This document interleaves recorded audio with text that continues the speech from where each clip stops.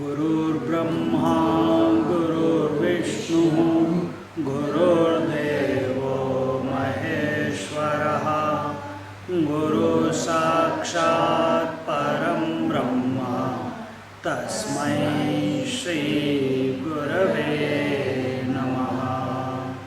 तस्मै श्री गुरवे सच्चिदानन्दरूपाय विश्वोत्पत्त्यादिहेतवे तापत्रयविनाशाय श्रीकृष्णाय वयं नुमः।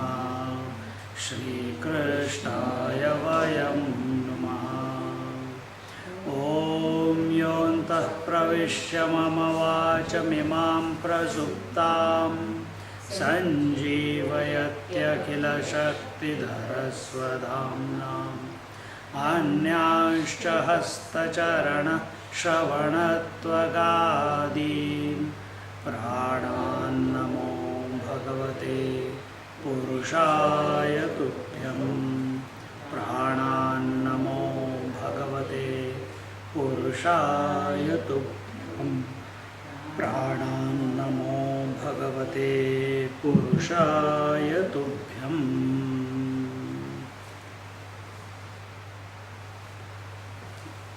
Now we move into the chapter 2, where the topic is the pure bhakti is extolled, and the first section of this talks about the greatness of love, and the second section talks about the kinds to kindle love. How do we kindle the love, the supreme love of the Lord?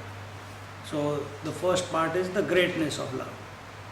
And naturally, for greatness you have to compare it with something, and you have to give reasons why something is greater and the other is not as great. So here in Sutra 31,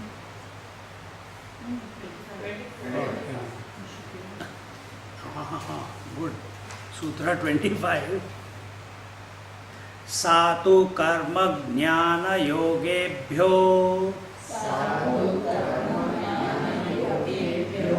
अप्यधिकतरा। सातु कर्म ज्ञान योगेभ्यो अप्यधिकतरा।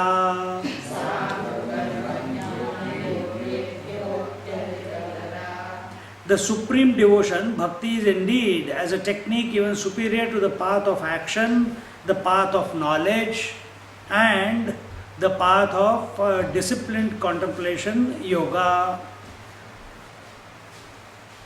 So here Narad Muniji, out of his own experience, is telling us why the path of devotion is superior or is better or is easier than the path of action, path of knowledge and path of yoga. What is path of action? Karma yoga. What is karma yoga? Karmanyevadhikaraste ma phaleshu kadachana. Karma yoga says that only do what is needed to be done and do not expect any results from the actions that you are performing. She's coming. That you are performing. What is Jnana Yoga?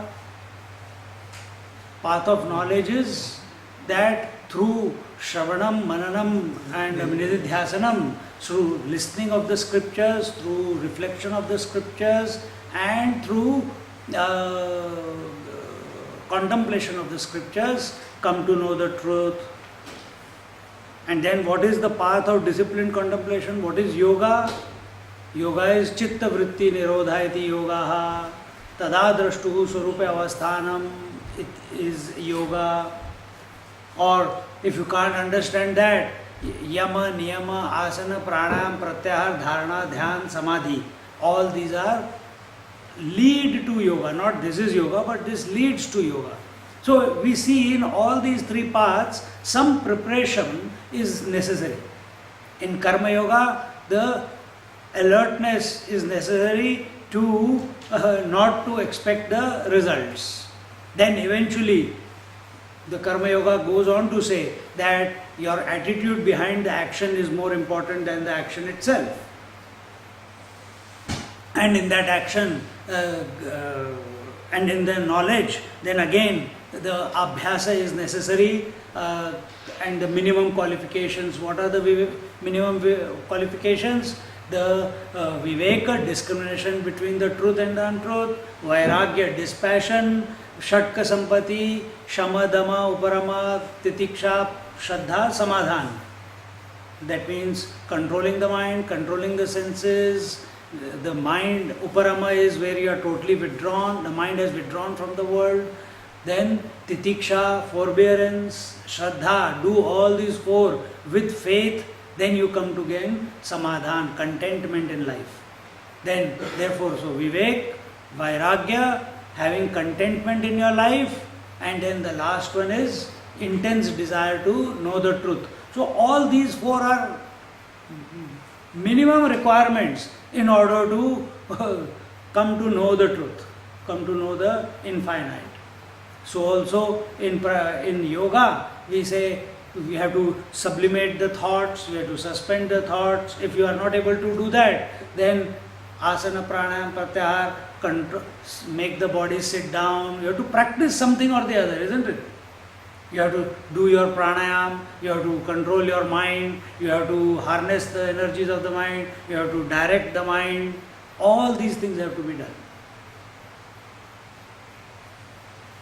So we see all these paths require some preparation before you can actually get to the goal.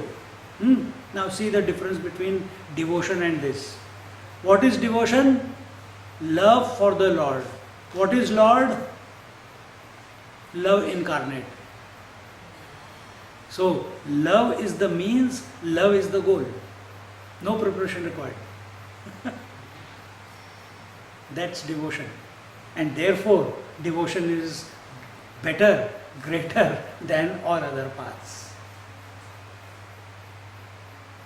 So the love, that intense love that is felt for the divine in the mind and heart, itself becomes the love divine.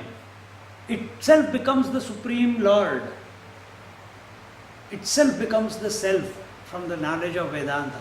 The mind contemplating on the self becomes the self. Brahma with Brahmaiva bhavati. That's what the Vedanta says. But for that, all that preparation is required. But here in devotion, nothing of that sort, only devotion.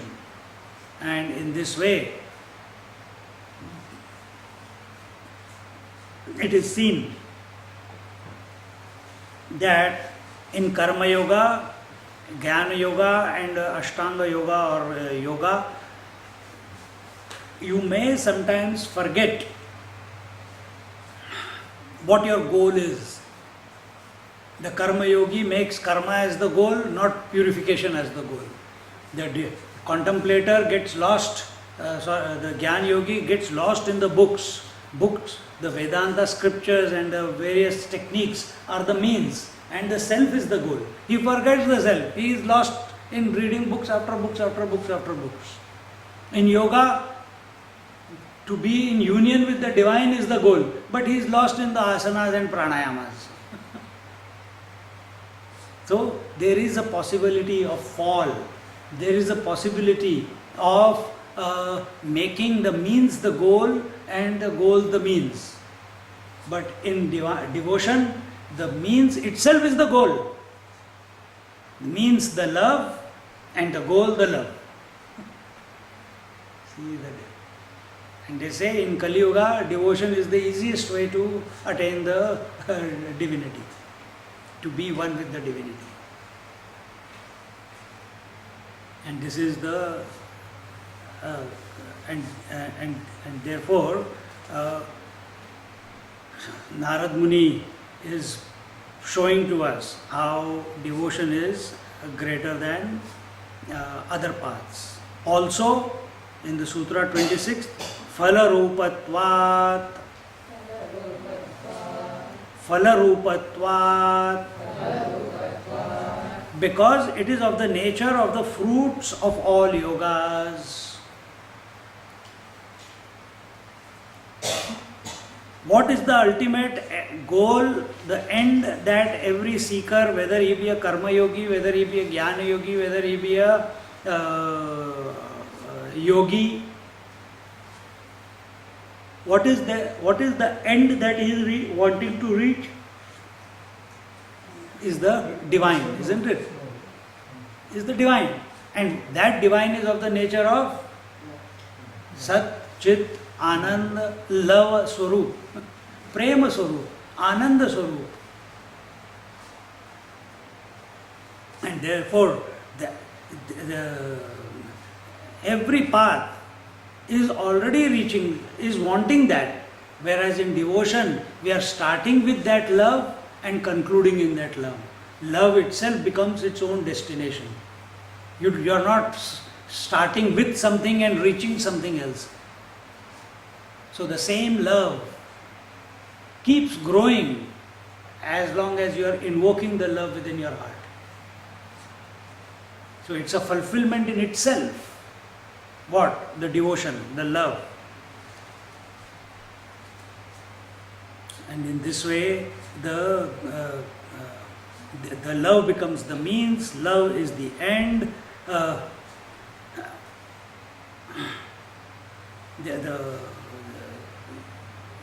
devotion is the means and devotion is the end. There is nothing more sought by the devotee to achieve. He is fulfilled in that devotion that is welling up in his heart. That's all that is required. But it has to be continuous. And whenever it is not continuous, what did he say before? There is the feeling of pangs of separation, pain of separation. And then again, that is what in Shiva Shakti Samavesh we said before, Shakti feels that Shiva is not giving her enough attention. She thinks about him and says, what can I do to please him? She multiplies herself and loses herself in manyness as an offering to the Lord Shiva. What does Lord Shiva do? He looks at that the beauty of his wife and he gets lost. That is his sacrifice. And as a result again goes back to the source. Did I create all this? This is love. So each one, the Shiva's love for the Shakti is taking him back to the source, and Shakti's love for the Shiva is also taking her back to the Shiva. And in this way, the Bhakta's love, devotee's love is taking him to devotion, and devotion itself is the conclusion. So in this manner, the result, because every action must give result, whether you are a yogi, whether you are a karma yogi, whether you are a contemplator or a jnana yogi, some result will be there. So here we see that devotion, the result that the devotion gives is itself the means, whereas in others you have to seek it. And now another reason is being given by Narad Muniji in the 27th Sutra. He says, Ishwarasyapya abhimana dveshitvat. Ishwarasyapya abhimana dveshitvat. Dainya priyaktatvacha. Dainyapриятваच्च. Also because of God's dislike for egoism and because of his love for meekness, devotion alone is superior. So this is the continuation of the thought before, wherein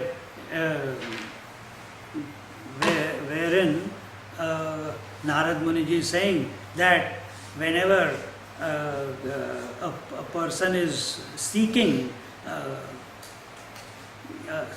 the truth, whether through karma yoga or through jnana yoga or through yoga,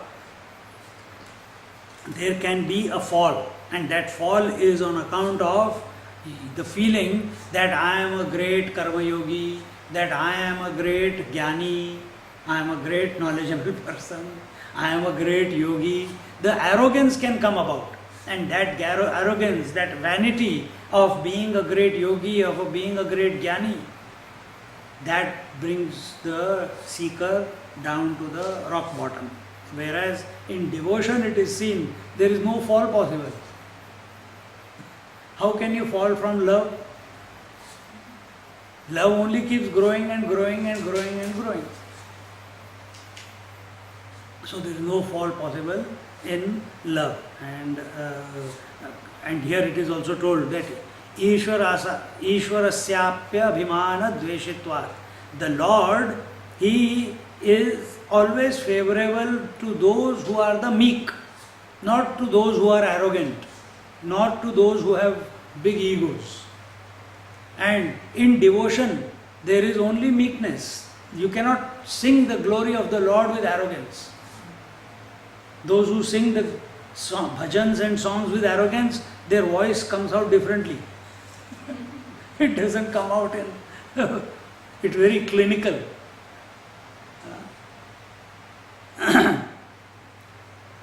So, in other paths, arrogance is possible, and therefore the benevolence of God, the grace of God may not be there where arrogance is there, but in the path of devotion, the devotee is obliterating his individuality altogether. Not by saying that he is obliterating his individuality, but by increasing his love for the divine. And in that his individuality dissolves. He keeps surrendering more and more and more, and that's what the Lord loves. Once the devotee begins on the journey of devotion, the Lord, when he sees, out of so many people, millions of people, one person is at least remembering me, then he becomes jealous, if we can use that word. What is his jealousy? That he very closely guards that devotee from falling into, falling down or getting attracted by anything else. He wants his entire attention to himself. What it will be like? Just like a small iron filing, when it is kept in the vicinity of a magnet, initially what happens to that magnet, to that iron filing? It shudders where it is. Then slowly it starts moving this way, that way, this way, that way. It's still not. But as it comes closer to the main magnet, his direction becomes straight. Then there is no more doubts. Then there is no more shuddering. Then there is no more ifs and buts. Should I or should I not? Similarly, when the mind of the devotee is fully intoxicated with the love for the Lord pulls him to himself. There is no other way, there is no fall possible for such a devotee.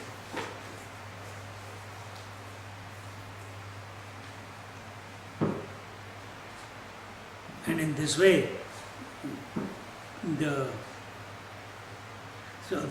man of devotion, he invokes the love of the Lord more naturally, without too much of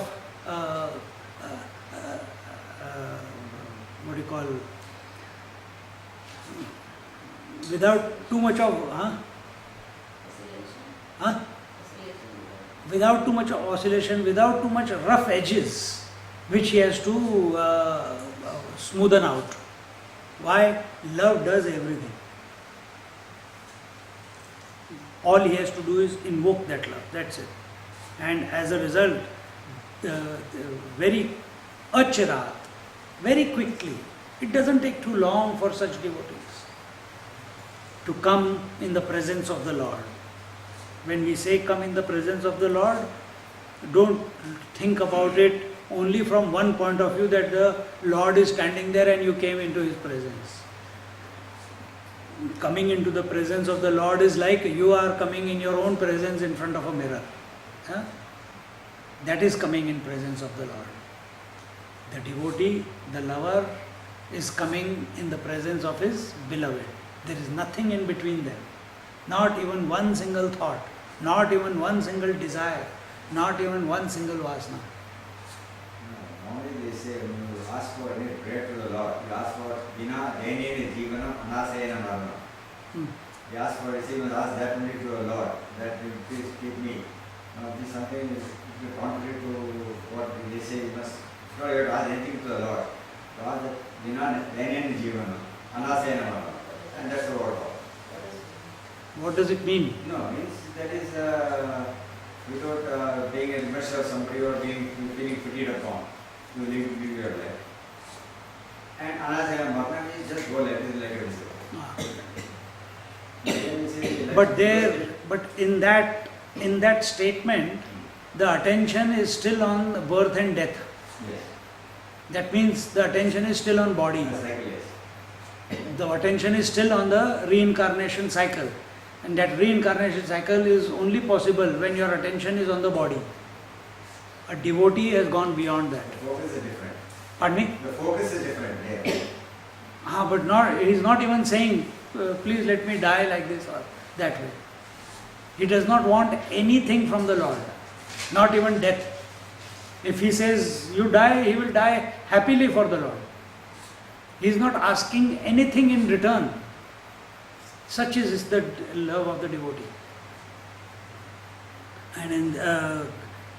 And very soon, very quickly, with a little bit of practice, the devotee is able to experience that infinite Lord of this universe. And in this way, the devotion for the Lord is not only easier, not only without any faults, but also nobler than all the various other paths that are given in the scriptures.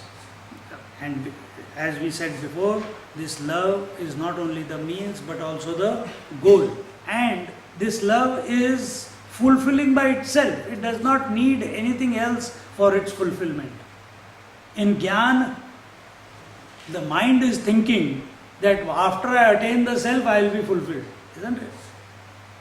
In yoga, after I have suspended thoughts, I will go into samadhi, then there will be fulfillment. In karma yoga, after I have purified my mind, and as a result, I will get fulfilled. Or if you can, the dualists, they also say that the world is the Lord and I will serve the Lord and that's all I will do. But eventually the sequence takes you to the same point. But these are all catching the ultimate goal in a roundabout way. But in devotion, you begin with that, you conclude in that, you are that. And the knowledge, karma yoga or yoga cannot conclude without devotion. In all the three paths, devotion must, the melting of your heart, the love for the divine, it must come, otherwise your journey will never be complete. As many scriptures you may have studied, as much pranayam you may have done. But if that love is not invoked, conclusion is impossible. And this love is that which seeks nothing for its satisfaction. It is because it is complete in itself. And in this way, the various teachers had indicated the various factors for cultivating this love within, and now we continue in the following sutras. Tells what what the opinion of some of these masters are. Now we are in the section 2 of the chapter 2 of the Narad Bhakti Sutras. Sutra 28. Tasyaha jnanameva Tasyaha jnanameva sadhanamityeke sadhanamityeke. If you break it up, it is tasyaha jnanam eva sadhanam iti eke. For the love divine, knowledge alone is the means, so say some acharyas. Right? Just now you said Jnana has its pitfalls, and now your Narad Muni is saying knowledge alone is the means to gain the devotion. What is this? Spiritual life is full of contradictions. Never take anything on face value. Unless and until you are not able to handle all the contradictions, see that this whole life is nothing but contradictions, paradoxes. Then alone truth is possible. Simple one, you are thinking with that which you have never seen. You are thinking through the mind and you have never experienced the mind. If the whole world you think, yes, hands, space, air, water, earth, houses, bricks, walls, people, animals, trees, everything you see. And then you accept. But you have never seen the mind, and yet you accept that there is a mind. Paradox. You have never seen the truth also, yet you accept. You have never seen the Lord, yet we accept. And who is accepting? That which you have never known. You just believe that it is there, the mind. So 28th verse says that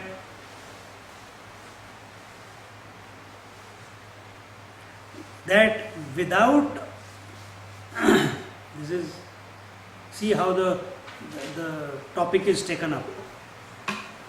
It says you cannot fall in love with someone whom you have never known. You cannot fall in love with someone you have never known. So, can I fall in love with the wife who I have not known? Can I fall in love with the child that I don't have? Can I fall in love with the Lord, which I don't know? Acha, Lord, which Lord? I don't know. Not possible. So, knowledge about the subject matter in whose love you are going to surrender your life is necessary. How did you come to know? Through the Puranas, through your parents. Here knowledge means what? We are not talking about the ultimate knowledge, but we are talking about the relative. You must have come to know there is Jesus, there is Ram, there is Krishna, there is Shiva, and you chose one and felt comfortable in taking that Lord's name, isn't it? How did you come to know? Then once you come to know whatever you are in love with, you want to know more and more and more about that Lord or about that thing.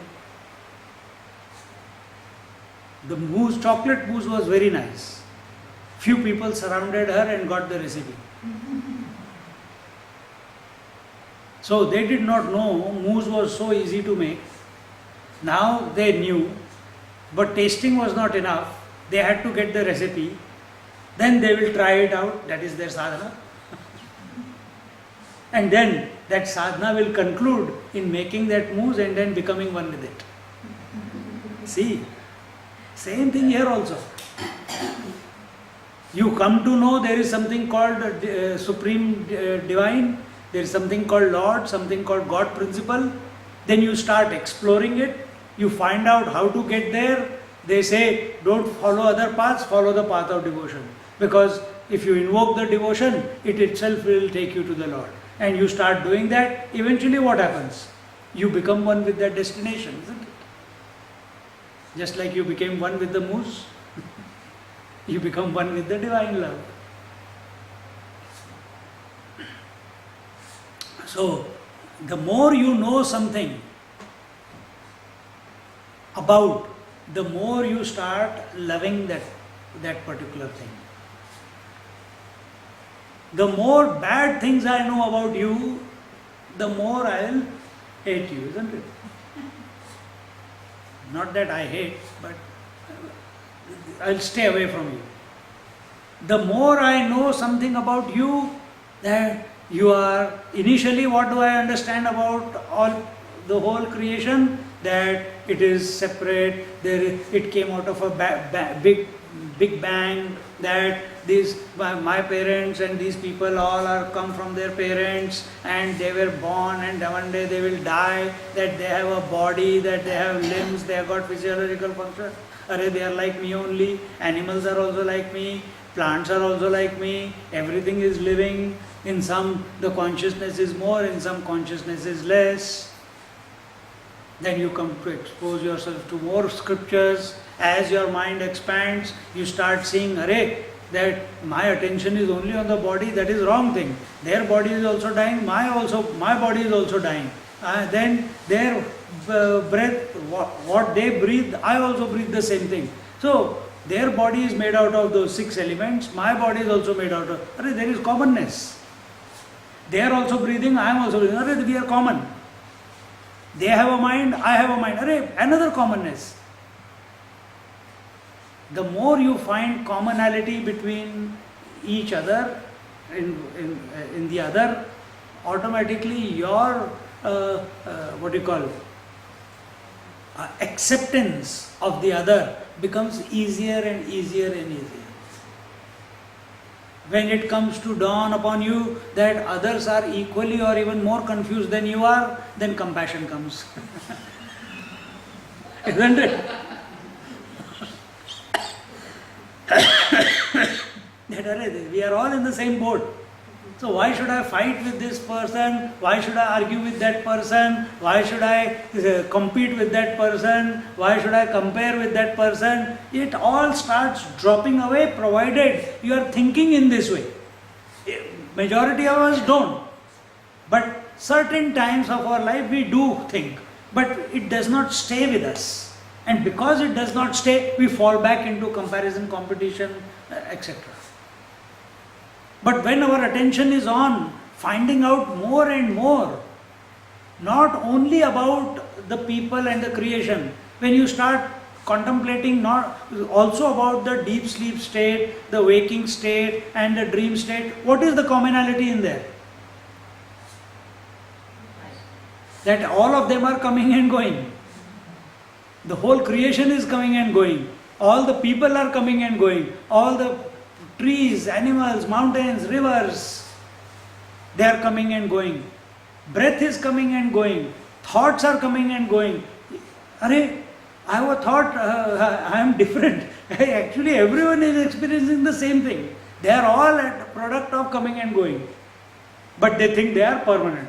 I thought, see, suddenly the veil is removed. You fall in love. Then from where are all this whole creation, not only outside but within also, from where is it arising and where is it going back into? You fall in love with that. What is the source? Then someone tells you, hey, it is the Lord. And then you start singing His glory.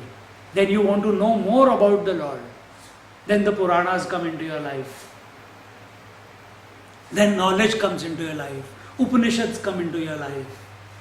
that you can access that divine through this process, through that process. If you did not come to know, if scriptures did not tell you that this is what it is, would you go after it? Those who have not come to know, they continue their march towards the pubs, their march towards the casinos, their march towards the beach and bake in the sun. We want to bake in the love. We want to march towards love. We want to sit in love. See?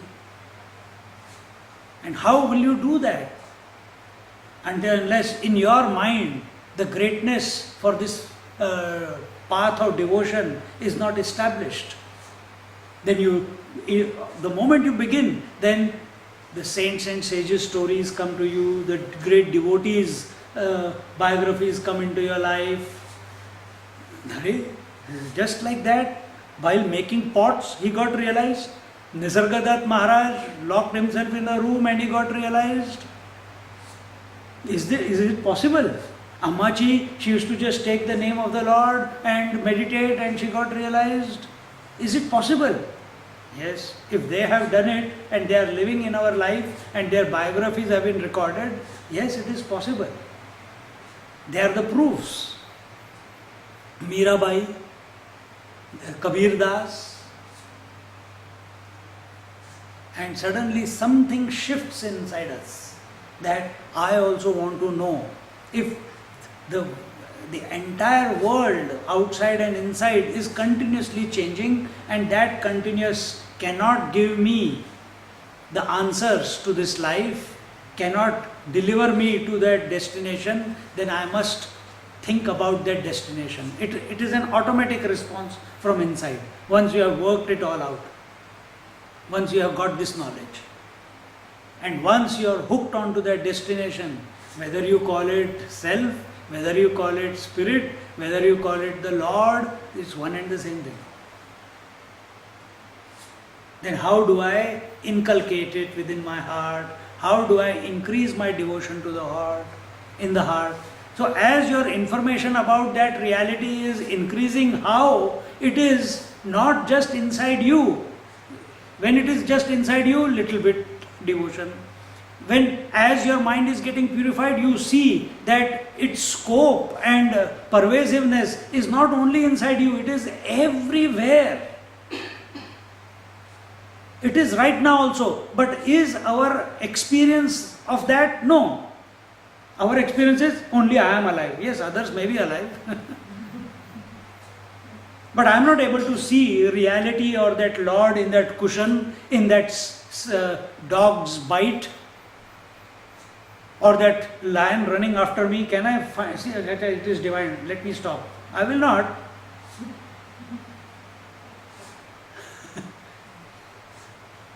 That boss says today is the last day at work. Then will you consider him to be divine? You watch your mind that time. All the bad words that you have collected from childhood, you will not open your mouth, but there will be a tape recorder going. See?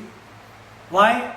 The vision has not expanded. And how will the vision expand? The more you know, more you want to know the divine, about the divine, initially through outside means, through knowledge, through scriptures, your love for it keeps increasing.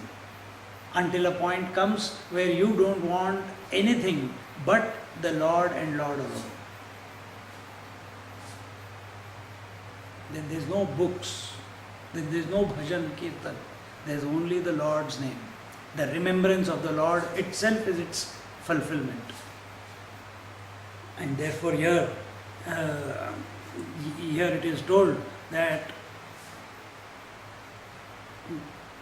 we have to accept that if we did not know about this Lord, we would not fall in love with Him, and we would not have faith in it. You know? For faith you have to come to know whom you are having faith towards, whom you are having love towards.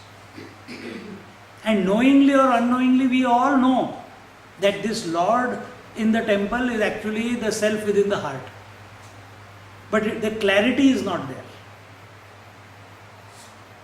We know that this self alone, this Lord alone is pervading the entire creation. But our old habit of multi-pointedness is not allowing that experience to pervade us. For that, we have to cultivate love. When our mind becomes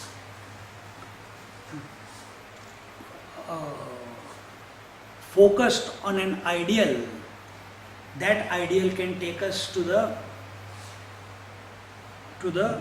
goal. And what is that ideal? That ideal is the Lord. What is the Lord? Lord is we go to the idols, but here we are talking about the ideals. What are the ideals? The Lord is eternal, Lord is Nitya, Shuddha, Buddha, Mukta, Satchidananda, Swarupa, all knowing, all pervasive, etc., etc. These are his ideals. So when you keep thinking of such an ideal in your mind, whether with form or without form does not matter, all those ideals start becoming your ideals. They start expressing through you. The example is given in the Upanishads that when a wasp gives birth to a pupae, when the pupae is about to open its eyes, it knows, comes to know intuitively, it goes into that mud thing and covers that thing. So when the baby wasp opens the eyes, all it sees is this big face of her mother, of his mother. And looking at it, he also becomes like that. And then flies out. So when you are looking at it what? Not a wasp, huh? The Lord. When you are looking at it, all the qualities of the Lord become the qualities of the devotee. And therefore, love is its own fulfillment. Through devotion, there is no demand in devotion. It concludes in itself.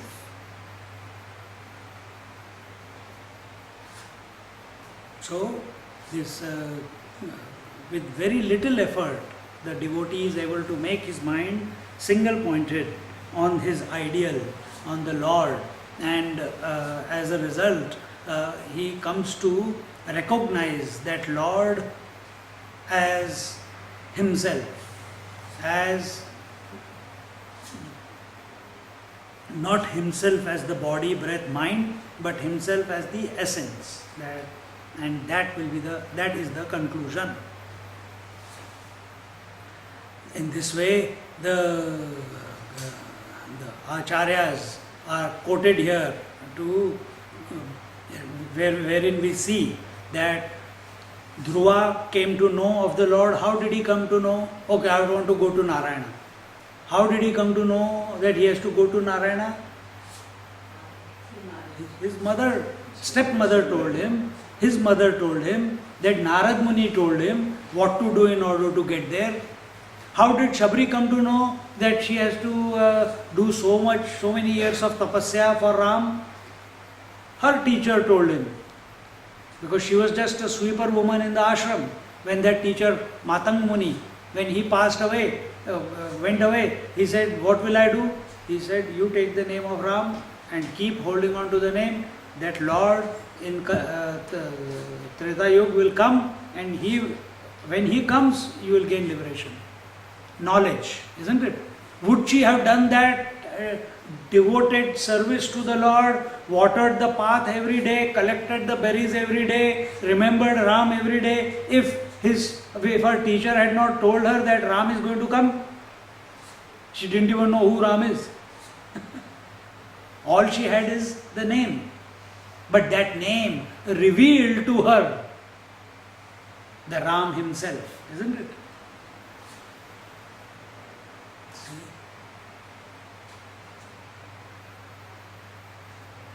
So in this way, all these people, from on one hand you can say that they gain knowledge from their parents, from their teachers, etc. Or you can even look at it from this point that the love of the Lord, the sadhanas, everything in Shabri, no sadhana was there. Her teacher did not tell her what to do. He just told her, take the name. Did you come to Gomukh? When we went to Gomukh Gangotri, we went and met that Amma in Dharali. You were there that time? Where she gave us biscuits and tea. She was also like Shabri. Probably she's still there. We'll find out this time. You were there? No. You met her? He also met her. She was in Bangalore. Again, same.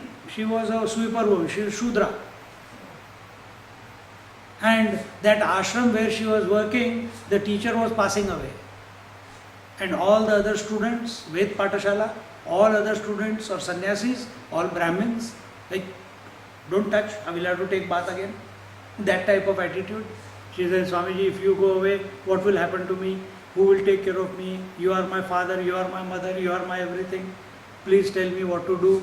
Will I gain salvation or not? Will I get darshan of Lord or not?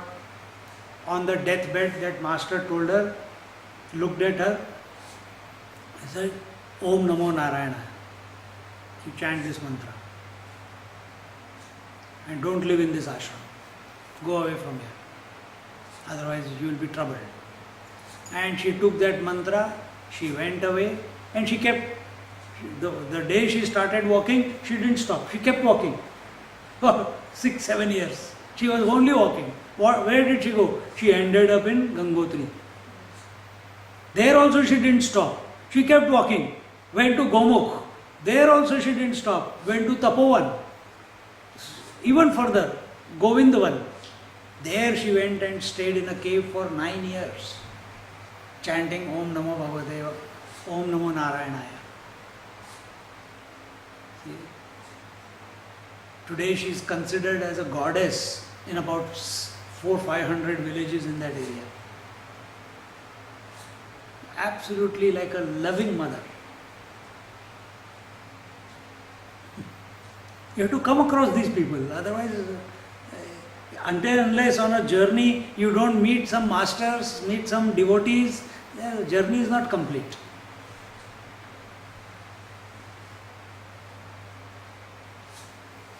Last time we went, I think with him or with her, with him, she said, you only come for 5 minutes. Why don't you come and stay with us? Give us the opportunity to feed you and have some more satsang and this. Because we go, we stop the bus, get down, go, take darshan. She quickly gets someone to make the tea. I think when Mom was there, we chanted bhajans also. And then she was just in ecstasy. She started dancing.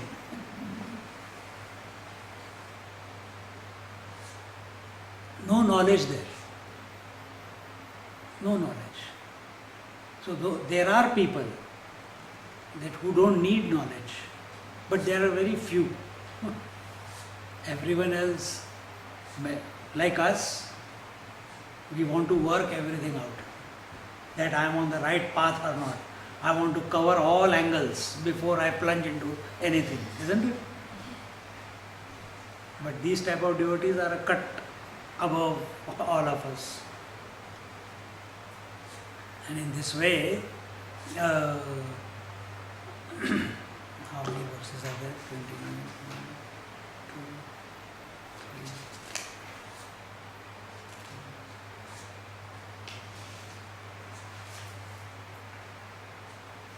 3. One more will do.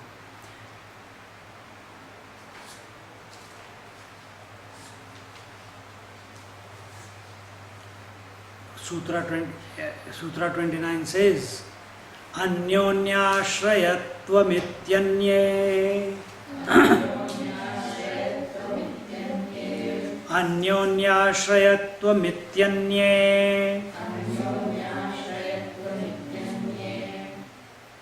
mutually dependent, declare others, yet some other acharyas. These are the views of other teachers, that knowledge is important, without knowledge devotion is not possible. Yet others say mutually independent, meaning all the various paths are mutually dependent on each other. And when they investigated, when they looked into the various into the nature and function of devotion and knowledge, they saw that without devotion you cannot gain knowledge, and without knowledge you cannot gain devotion. Both are mutually dependent. Only knowledge cannot take you to the infinite, to the divinity. Only devotion cannot take you to divinity. So some acharyas, some teachers say. Each one leads to the other, and that is also many masters who have said, written about their experience, they also say the same thing. So devotion helps us to gain more knowledge, because what will devotion do? It will melt your individuality. As the individuality melts, mind expands. As mind expands, more knowledge without reading any books comes to you. The more knowledge comes, whatever little bit mind is left, it becomes even more humble. It surrenders even more. So knowledge feeds devotion, devotion feeds knowledge. Eventually a point comes where knowledge and devotion become one. In other words, head and the heart, the yin and the yang, the ida and the pingla. And where they both meet, that is the divinity itself. And in this way, each one, devotion is supported by knowledge, and knowledge is supported by the devotion. And in this way, some acharyas insist that knowledge and devotion depend mutually upon each other, and as devotion increases in our heart, the knowledge about everything keeps on expanding, and as knowledge keeps on expanding, the devotion also keeps on increasing, and therefore the fulfillment of knowledge is in devotion, and the fulfillment of devotion is in knowledge. Just like the fulfillment of love is in love. That was Narad ji saying, but here he is quoting what other masters are saying. And this way, devotion without knowledge is incomplete, and knowledge without devotion is incomplete. And therefore this sutra insists that both are mutually dependent on each others. Yet, and then the Sutra 30th, another idea is given. Swayam phala rupateti brahma kumaraha. Swayam phala rupateti brahma kumaraha.